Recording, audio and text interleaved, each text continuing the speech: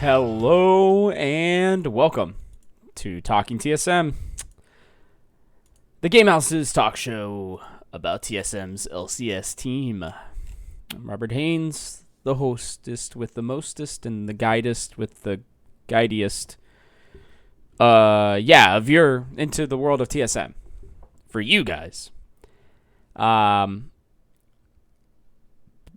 I botch that? I don't know. It felt good. That felt good. We're good. The regular season is already over. That feels weird to say. The regular season of the LCS is already over. Now, we had lock-in tournament, obviously, and that started back in January. So we've gotten the full 9 months, 9 months, 9 weeks, and I was gonna maybe go into a recap now. Here's what we're gonna do. We've gotten our 9 weeks in. We have a lot to go over today, and a lot to go over this week as we prep for, drumroll, TL. TL is our first game, our first series, I should say. Best of 3, I believe. It might be best of 5. I'll have to check that too. But that's for Thursday's show. For Monday's show, we're going to take a look back on the week and take a look back on the season. And, we're just going to kind of jump right into it. So, EG game. Our spoiler alert, our only loss of the weekend, and one that was strange. When looking at their draft, they have a lot of dive.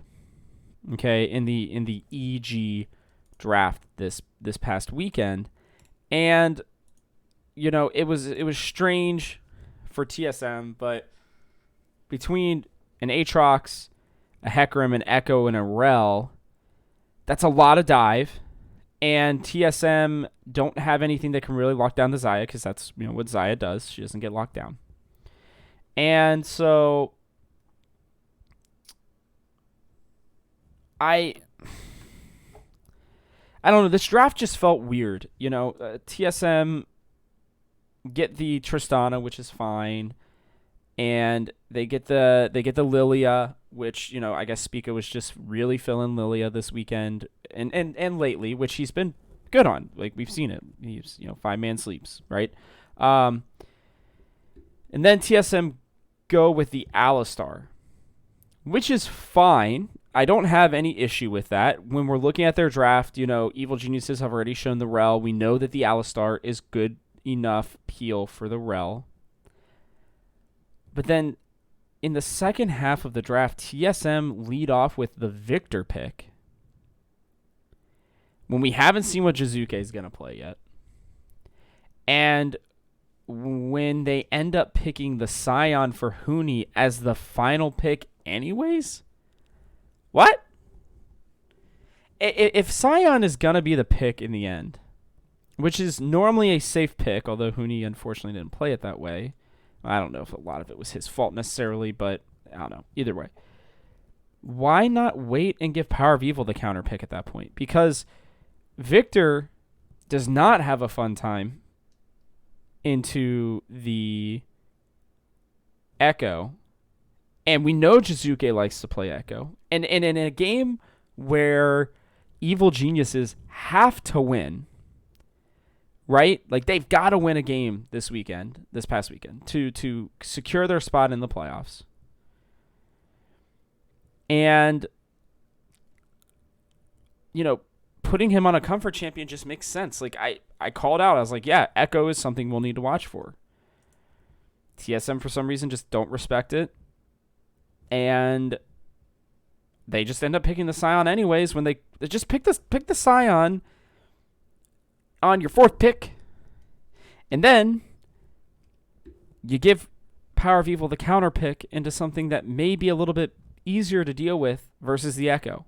Now, I'm not going to say I know 100% what that's going to be, because I always struggle personally with Echo. Okay? But there's just so much dive coming out of the EG team. And all we've really got on TSM is Scion, who's just a beefy boy, and the Alistar. And then Tristana has, some self-peel. But outside of that, it's, you're hoping that if they all jump on you, that before Spica dies on the Lilia, that he can get off a QR, right? Get the Q with the, twirly thingy. I forget what it's called right now. And then, they get the lullaby, and then maybe you can fight at that point. But this kind of reminds me of the C9 draft in the sense that, evil geniuses can just run a TSM and they can't do anything. Like, no matter what the Scion does, he doesn't have any peel outside of his ult. And even his Q, while it's a good knock-up, it's not going to do much into a team that's just going to run right past him. And then the Alistar can realistically only stop maybe one, maybe two of them. The rest are just going to get to the backline. And they did. And TSM, they go on, and we're in the draft anyway. We're in the game, and they try to do this 5-man rift after, Scion doesn't have the advantage top lane. And I know that the TSM were grouped up okay, but it was just like they put themselves in the perfect position to just get stomped by EG.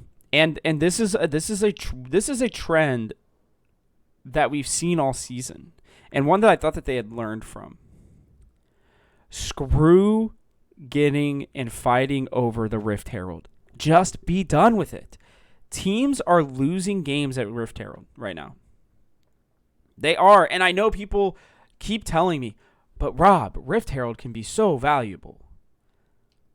Yeah, that's right, it can be. But when there are Drakes available and tower plates that are available for your AD carry, who is playing Tristana, who, by the way, destroys turret plates, keep him down there. If you want to fight for it with the Scion, with PoE, and with Spica, then fine, so be it.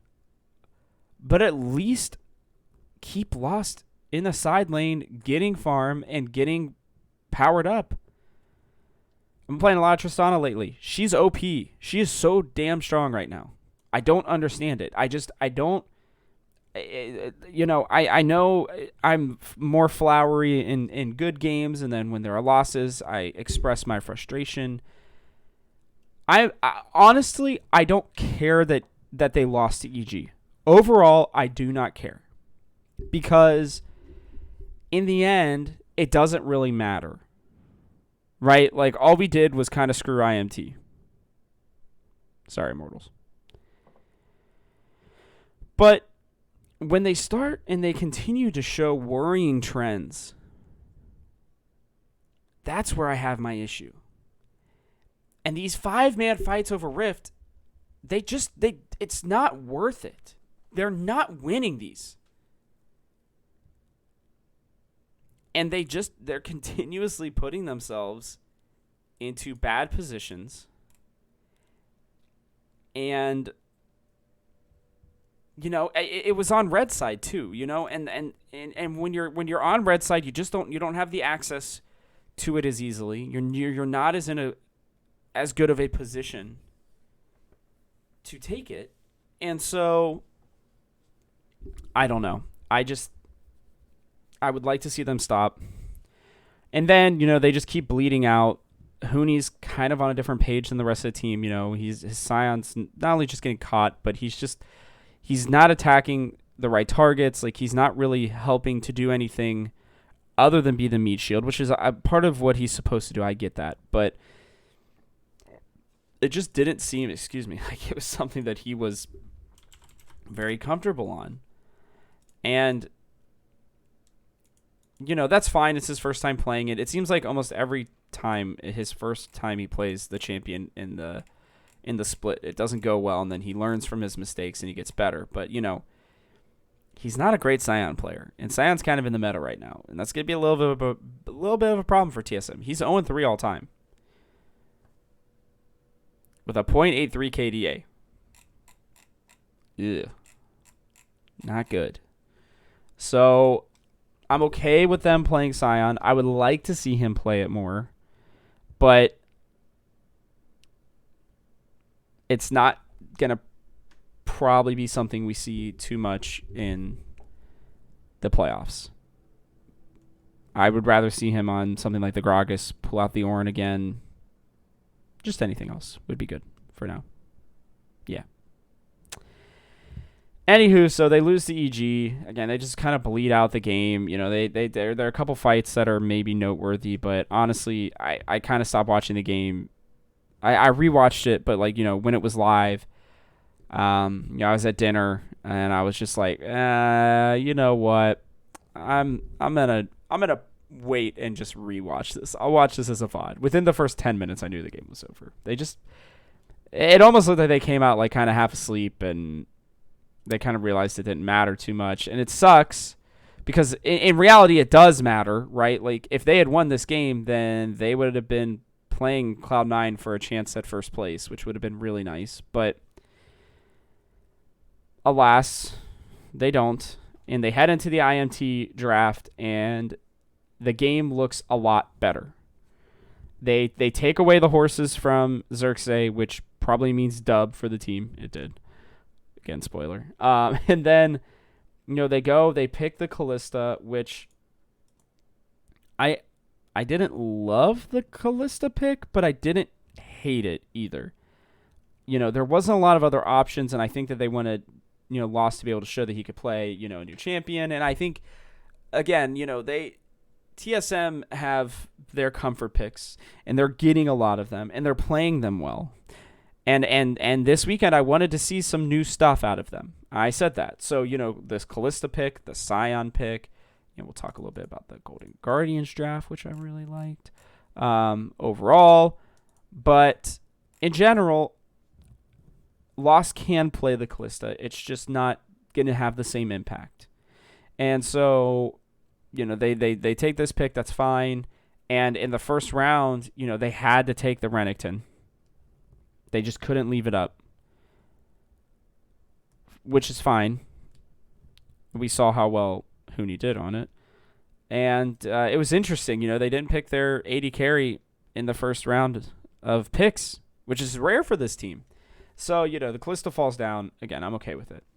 Then I just love the early game. You know, there's some issues with the Kalista getting killed early on, and TSM respond in the bot lane, get a kill. And then what I just absolutely loved was that Spica sets a ward up right next to the Raptors, and PoE's got the lane pushed in. And I don't know what Xerxes is thinking here when he sees Power of Evil going up towards his jungle, but he's like, screw it. I'm going to still go for my Raptors anyways. And lo and behold, there's PoE and Spica, and he dies. And I love that. You know, I mean, it's just, that's one of the times where I'm like, okay, Spica is showing his dominance. I like to see Spica being dominant. He's a very good player.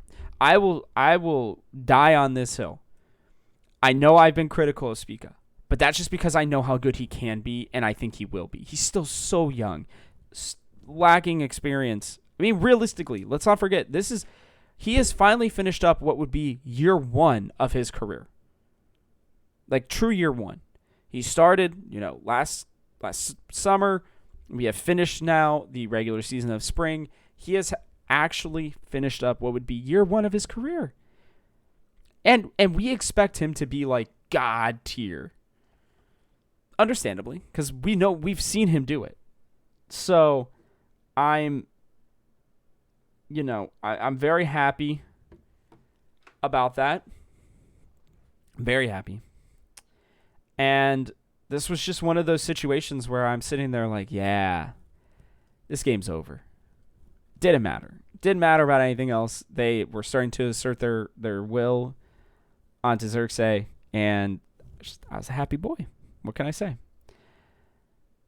Huni, they just continuously get Huni ahead, and I want to take a second to talk about this as well.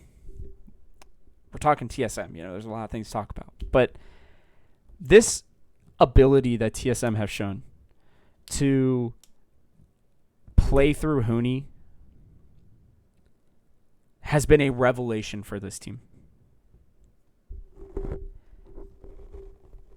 I was worried that they were becoming one-dimensional, late game scaling, through PoE and PoE and Lost. Hopefully one of them gets fed and we'll see what happens. Huni on tank duty, which I was calling for, and that's fine. But his ability now to just take over games. I mean, he is dominating. Considering where we saw his lanes for the last couple years. And the team playing around him and him really starting to play smart League of Legends. Shows me that he has taken his game to another level. This is the best. I have told my friends this. And this is something that I truly, in my heart of hearts, believe. Without looking at the stats yet, I have not had time to. But I believe that this is the best we have seen Huni in the LCS. Now, I know on Immortals he was obviously very good too, and that's fine. But there's just something about the way that he is playing right now. And if people want to argue differently, that's fine. At least since he has come back to NA from SKT, this is the best Huni that we've seen. He is just playing so freaking well. We need you on tank duty. Cool. No worries. I'll go make plays. Hey, we're going to give you a Renekton, or we're going to give you a Jace, or we're going to give you some sort of carry, and we need you. We need to play through you, through your advantage that you get in the top lane. Okay, cool. Here we go. Gets first tower. Headed, 30 CS. I mean, he's just so good at manipulating the waves and making sure that the rest of, when they give him an advantage, when they give him a gank, they're down in that C9 game, and we're all worried, and we're like, holy mother of God, Spica died on Hecarim for the third time under tower. And Huni doesn't even get the kill. But then we saw, on the latest TSM Legends, that Huni was just sitting there going, guys, this game's over. I got this. Don't you worry about it. He's going to be so far behind. Fudge is so far behind now that it doesn't even matter. I got this. Let me put you on my back. And I get giddy. I get giddy. You guys should be too. All the calls for Hanser and Cody's son. All of the times that people have said Huni was washed. And all the times that we have heard people complaining about, oh, we should have gotten Impact. Oh, we should have gotten Licorice. Including me. We're all wrong. We were all wrong. Bjergsen saw something in Huni, and he knew how to unlock it. And I guess I'll spoil this a little bit. I'll be revealing my votes for All Pro and everything. My personal votes, not the TGH votes again, but my personal ones on the Thursday show. But I'm going to be putting TSM as the number one coaching staff.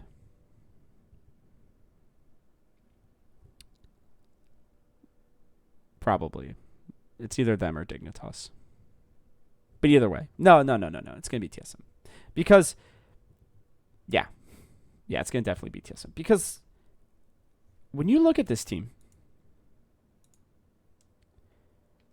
at least statistically, not one of them is in their top is in a top spot for their position. Not one. Not a one. And there will be people who would be like, well, blah, blah, blah. Like, yeah, what do you mean? Like, that's bad. Yeah. Whatever. I don't care. Okay? I'm not even fully convinced that, Huni is a top 3 top laner in the LCS right now. I'm not sold that Spica is a top 3 jungler yet. He probably is. I'll have to do a little number crunching. But, even in the mid lane, I'd argue that Power of Evil has been potentially our worst player this year.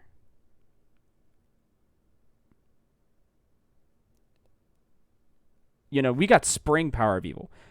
Summer Power of Evil is like going to be killer. I can't wait. I love summer Power of Evil. And it's like you look at this and it's exciting. And Huni is up here just dominating lanes. And we see it in the Immortals game. Revenge never had a chance. Fudge never had a chance. And sure, yes, he lost Impact.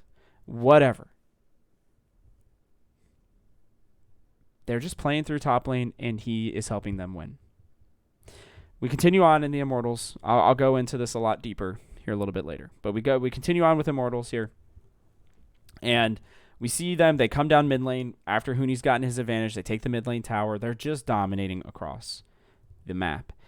And even when the Kane jumps on to PoE's Azir, he knows how to time it. He takes himself into turret range. He ults to make sure that the Kane is stuck there.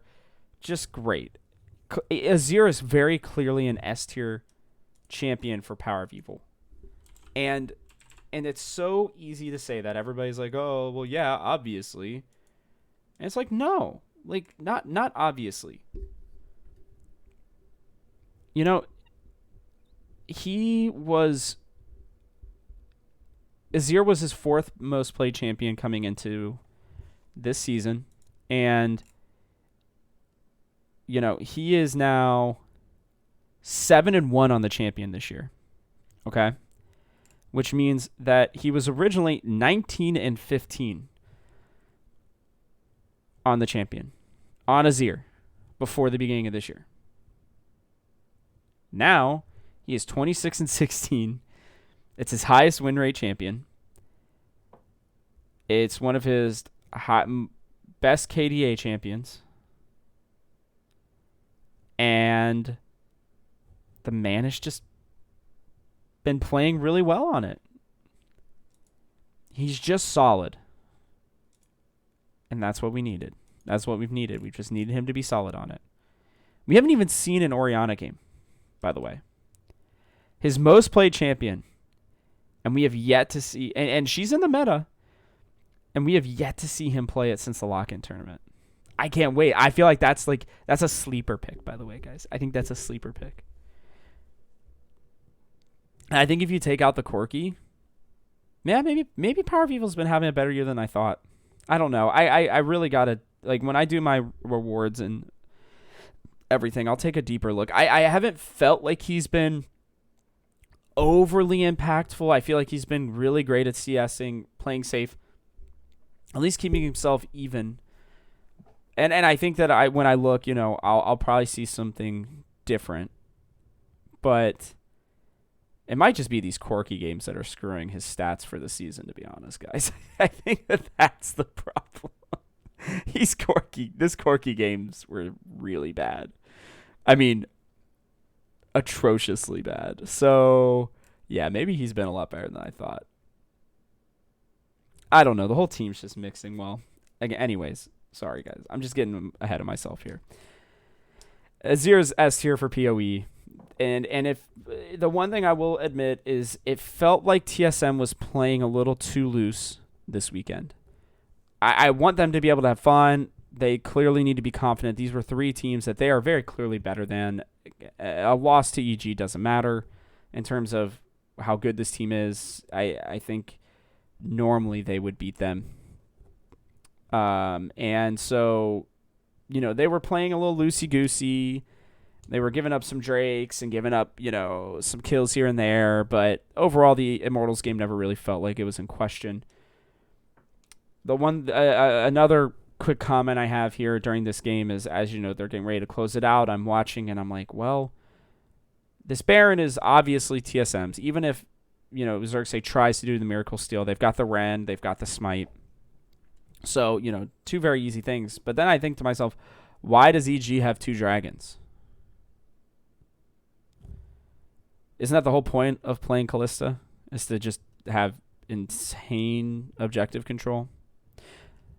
And that leads me back to, I don't love the Kalista pick. I like it, but TSM have to learn from that and understand, hey, we've actually got to work on that. We've got to make sure that if we're having the Kalista, that our focus, we can be down 5 kills. But if we have both Drakes and we're able to, if we have Drakes and Baron control, then we're going to be fine. So they go on, they beat IMT, and then we head into the GG draft. This one's very quick, guys. I'm going to run through this very fast. I love the Gragas pick into the Camille. I believe they also picked Rel, if I remember correctly. No, it's just the Camille. Yeah, it's just the Camille. So I love that. Love the Gragas pick into the Camille. I think that Huni plays a pretty solid Gragas. So like that. What I really liked, though, was that we've seen this Tristana / Kaisa, Azir, and Olaf core for TSM. And we've seen them kind of fumble it at times, where it's like Alistar and Lulu, I think, was one of the comps that we ran with it and it just didn't work, right? I really like the Gragas and the Nautilus. I think it provides them with plenty of frontline to allow Azir and Tristana to hit, and then the catch potential, the being able to knock anything that's charging at them either away or into the team if you need to. The Nautilus just provides a lot of peel. I would love to see this comp. If they played this comp every single game until the finals, I believe that they would not only reach the finals, I believe that they'd have a chance of winning it. Because I think that Trist fits exactly who Lost is as an aggressive AD carry. The Azir, as we've already talked about, is fantastic. And the Olaf, Spica has 5-1 on Olaf this year. It's by far been his best champion. And he absolutely just dominated this game on it. We see that they play through Huni again. And this time it makes a lot of sense. Niles is very exploitable. He's still young. He still makes dumb mistakes, and they kill him twice. Huni's the Huni diff again with the Spica diff on the Olaf. Olaf gets a couple kills. And then they learn from their mistakes on Friday against EG, where they were, spending way too much, crowding around the Rift Herald, and TSM play it perfectly. They pinch him. They get a couple kills. Olaf is again getting really big. Sure, they lose out on the Rift Herald, but who cares? They get kills. They're able to take more control of the map. That's the important part of the game. We love it. Spica just continues to roll through the entire game. Just truly was playing like a man possessed, which Olaf kind of is. Finishing 9-2-4. And Lost just quietly going 6-0-8, by the way. Like, what the heck? Sword Art had a great game. They just dominated. And because of that, they finished 12-6. Would have loved to have seen 13-5. I think they could have gotten there. I don't think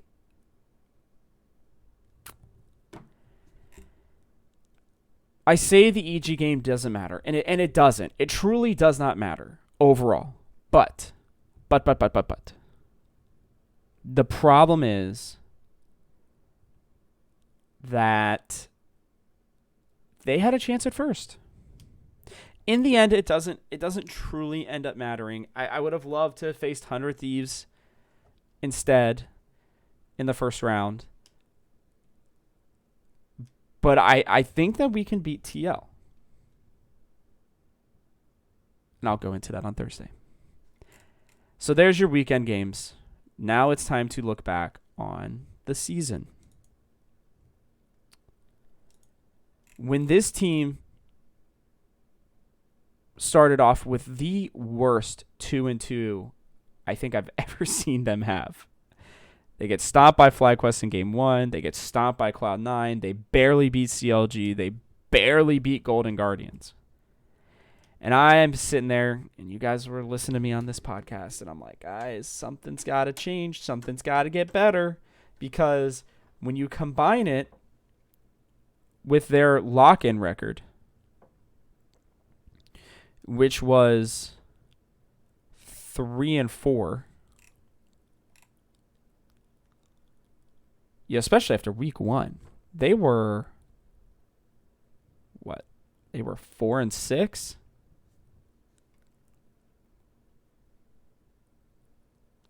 And they realistically could have been 0-4 to start the season. They could have finished 3 and brain is blinking 3-7. They very easily could have been 3-7.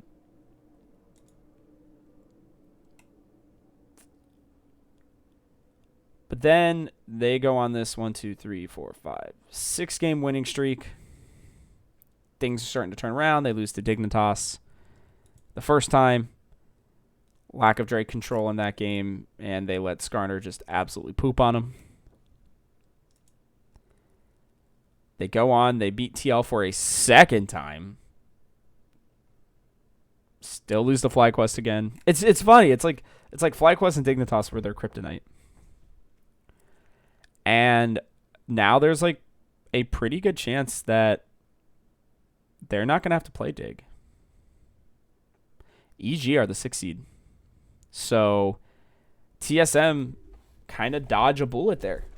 Because against C9, they're 1-1. Okay, we're going to look at at it this way. Against opponents in the playoffs, the team above them, Cloud9, they are 1-1. The team below them, who they will be playing, Team Liquid, they are 2-0. And pretty good wins, by the way, in both of those games. Against 100 Thieves, 2-0, right? Yeah, 2-0. 1-1 against EG and 0-2 against Dignitas. If they don't have to face Dignitas, then I like their chances. Because I also think they should be 2-0 against EG. I think they just kind of had a mental fart on Friday. So, yeah, I'm very happy about the way this season went. If you take out some weird losses, and I guess those kind of make up for their weird wins early on in the season against CLG and Golden Guardians. But overall, they finished the year, this season split, whatever you want to call it, 12-6, alone in second place. And they'll head into the summer 6 games above 500. And only a game behind Cloud9. I would love to see TSM and MSI. I would. I'd really love to see them in MSI. But here's the reality. Is even if they get blown out both of their spring playoff games, and I'm going to root hard. I want them to win. I want them to win the whole damn thing. I would love to see them in MSI. The important part was making sure they had a good record heading into summer, because the whole point of this team is to go to Worlds and to succeed, to do something that a TSM team has not done. And after the growth that I have seen with a team of players who are not necessarily the best at their roles, I can feel confident saying this. I don't think that there's a single player on this team that is the best person at their role currently. Not one. And yet, they have a chance of being the best team in the entire frickin' LCS. That's saying a lot. And, it's kind of funny. Everybody, don't spend too much money. Blah, the best teams, don't win without the money. And yet it's Cloud9, TSM, and Team Liquid. Whew. My argument for that went out the window. Frickin' Dignitas going 1-2 at the end of the split. Damn it, chimma. They did not look good against Team Liquid. They did not look good against C9. But hey, we know they'll look good against TSM if TSM for some reason had to play them. Yeah, the only way I think that TSM plays Dignitas is if Cloud9 loses to 100 Thieves and TSM loses to Liquid. It seems unlikely that both of those things would happen, but we'll see. So, yeah, now we get to the big one. The team MVP. The LCS Spring TSM 2021 MVP. There are a lot of options. I think PoE made some good plays. I think he played a little better than I thought. It might have been that I just wasn't paying as much attention to him because I was so hyper-focused on some of the other parts of the team. But in general, he had pretty good control of mid. I would have liked to have seen him dominate, though. I would have liked to have seen him dominate, especially in lanes against opponents that just weren't better than him. That's where I struggled the most. I don't feel like we saw him dominate. Now, Azir's a hard champion to dominate on until late game. Most of the time, TSM didn't have to really worry about that. So, maybe I'm being too hard on him, but I'm taking him out for MVP. I'm also going to be taking out Sword Art. Now, Sword Art looked a lot more comfortable as the season has gone on, and he has looked worth a lot more money than I think people realize. The thing is it may not be flashy, but Sword Art has quietly just gotten so much freaking better. So much better. And it's so crazy to see how much better he has been getting as the season has gone on. His kill participation has been there more. He is now, in the top 5 for assists. He was one of the lowest amount of deaths. His vision score was regularly near the top. His wards placed were second. Or actually, he tied with Newbie with wards per minute. He was second in wards cleared. And he was just... He made plays. He looked a lot better. Again, I don't see him as the best support in NA right now. But the potential is there. He started by playing his own game, and then TSM kind of learned to adapt as a team. You could see the adaptation, right? He'd be doing his own thing. Huni be doing his own thing. Spica would be doing his own thing. And the carries were just sitting there like, what the hell are we supposed to do now? And that's where they were running into trouble. But now they all roam around. They all kind of play their own game in a really, or they all play the game well together. And I think that Sword Art was a major, major part of that. And he showed up. He definitely showed up. But he's not my MVP. Lost is also not my team MVP. But dang, did he have a way better year than I thought he would. He finishes third in kills, bottom 5 in deaths. Not great in the kill participation / KDA necessarily, but not bad either considering where the team started.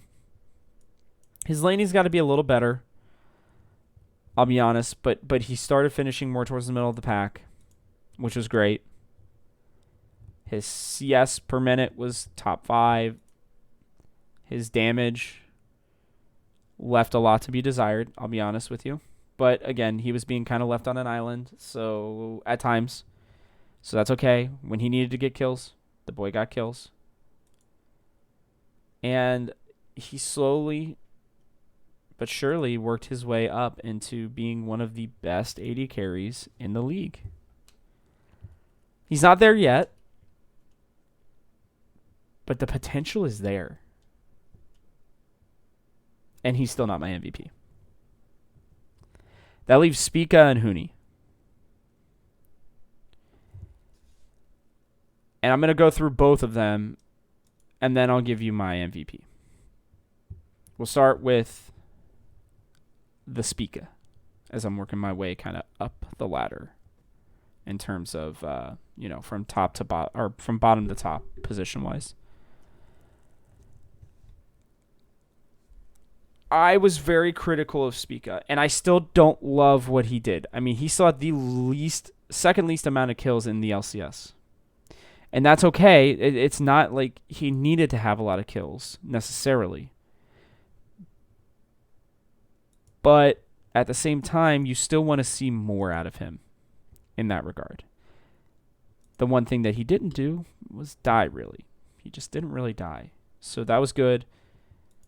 The biggest issue I had with him this year was his kill participation. Second last in the LCS. And sure, the lanes, they kind of did their thing, but it just didn't feel like he and Power of Evil had that synergy until really late in the season. And even then, it's still not as strong as his and Burig's was and what we want to see out of the mid-jungle duo.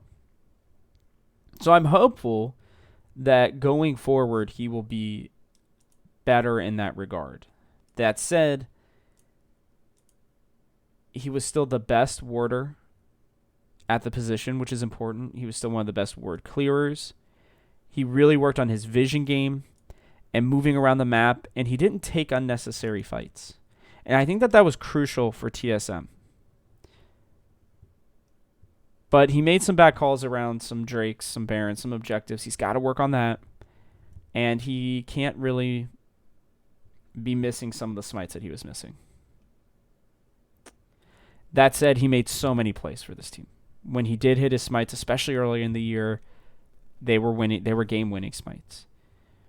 In terms of him being consistently not dying and not costing the team anything, that was also a major plus for this team. And while the gold difference and the experience difference, they weren't there necessarily. That's because he was trying to sacrifice to protect his teammates, especially, again, early in the year. And we all know that he's one of the biggest voices on the team. And for that reason, that's why he is in contention for the team MVP. The statistics may not always be there. Some of the smites may not be there and whatnot. But this team does not run without Spica. And that's a very important thing for MVPs that I don't think people take into account all the time. They always look at just the stats. Oh, well, the stats show this and the stats show that. They're just some intangibles that you just can't attribute. And when it comes to a team MVP, that's one of the things that you have to consider when looking at Spica. The last person we'll look at here is good old Huni, who, similar to Spica, he didn't have a lot of kills, but different from Spica. The boy had a lot of assists. I mean, third in the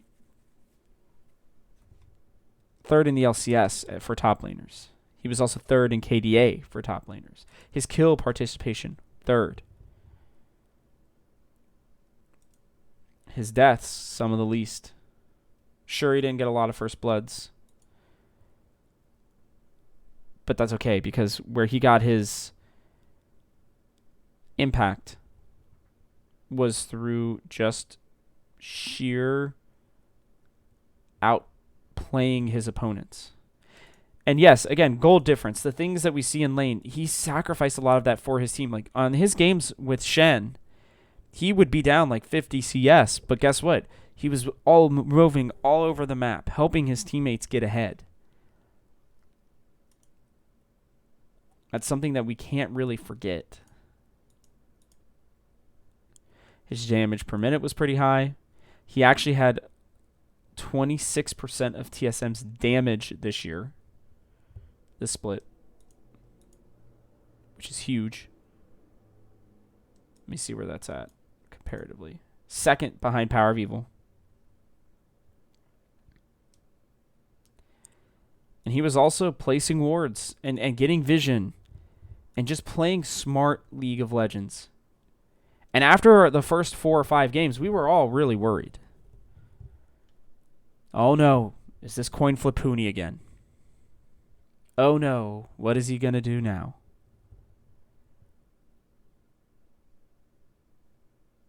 And yeah, he made a lot of big mistakes, especially in those early Gnar games. I was like, please, for the love of God, don't play Gnar again. Please. Just anything but Gnar. And yet, after his 1-2 performance and a shaky Gnar in his first game, he ended up playing 2 really good Gnar games, going 3-0 on the Gnar. His Renekton, when he was finally able to play the carry Renekton, amazing. Gragas, solid. Shen, really good. Jace, really, really good. Sion, man, we barely got to see his Gangplank, and his Camille was left a lot to be desired. But overall, he played 9 different champions. That's huge diversity for this team, and showed that he could play in multiple different styles.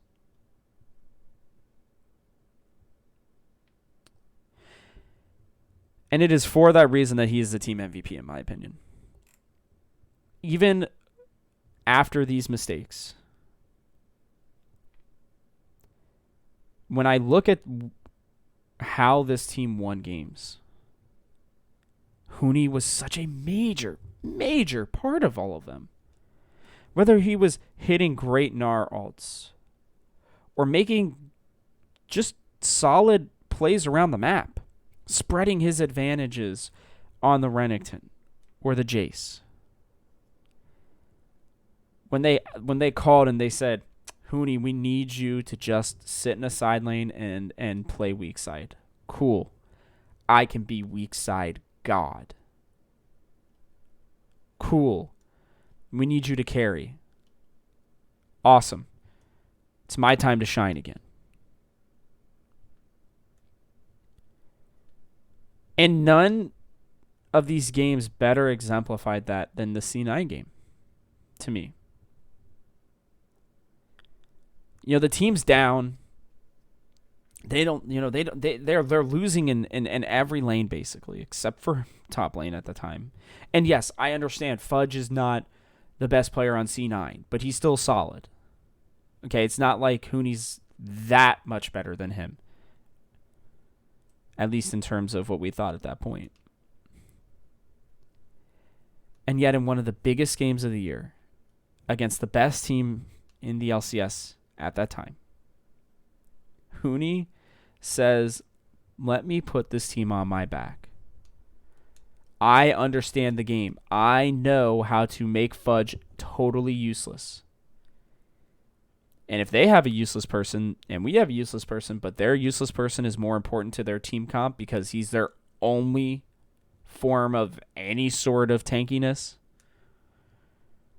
while we have a huge dive comp, then yeah, we're going to win that game.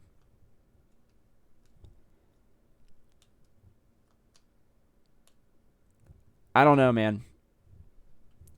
I was really skeptical. I wasn't calling for Hanser yet, but I was skeptical of Huni. And yet, at the end of the spring season, we have seen Huni evolved from this can only play strong side carries, can only pull out Gangplank and Rumble, can only be this certain type of player. And yet, he just played out of his mind well. And there's just so many things that we can, just listen to his top champions. And look at how this season went for him. Rumble, didn't play it once. Gangplank, played it twice, didn't play it well. Gnar, started off not great, ended really good. Irelia, who's absolutely available to be played at some point. He's 13 of 4. He will play her, I think, at some point, maybe during the playoff push, hopefully. And oh man, that's going to be a fun game. Echo. Don't really know if Echo really fits in the meta currently, but one of his best picks. Still didn't get to play it. Cho'Gath, didn't get to play it. Then we see the Shens, and the Gragases, and the Orns, and the Jaces. The Renekton's. He had not been great on Renekton, and then he played an outstanding Renekton. I mean, He took himself out of his comfort zone to play what this team needed for him to win on. And he succeeded. And is that evolution? It is that ability that, in my opinion, explains why Huni is the MVP for this team. When we go back and we look at the major plays, the major moments for this team, who's the one facilitating or making them? It's almost always Huni.